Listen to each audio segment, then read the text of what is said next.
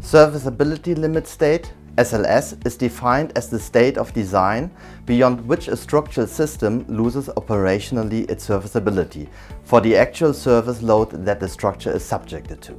The serviceability limit state design is mainly related to the following checks: deflection and crack width limitation, and is based more on the user acceptance.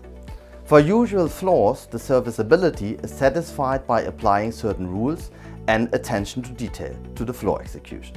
Like, for example, length switch ratio of panels, friction sheets below the slab, no connection to building members, enclosed envelope, minimum thickness, etc. An example for special requirements in SLS is that a suspended floor slab may work in the ULS, being capable of taking ultimate bending moments without failing, but in the process it may deflect in a way that the operation of very sensible machines get negatively affected.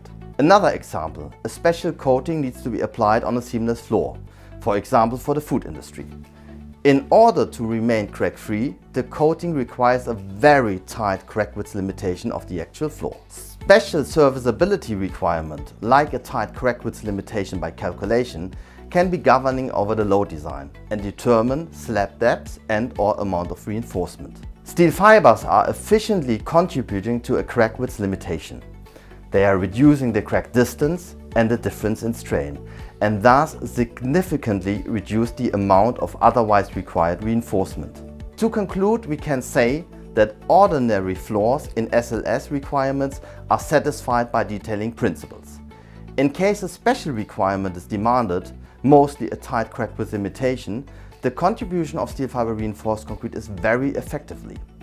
A structural design must satisfy both ULS and SLS in order to be complete. ULS, the load design, is to be applied for every floor design by calculation, whilst usual SLS requirements are met by specific execution rules. For special requirements on SLS, however, a separate SLS design needs to be applied, which can be governing over the load design. If you want to know more about ULS design, please watch our other video.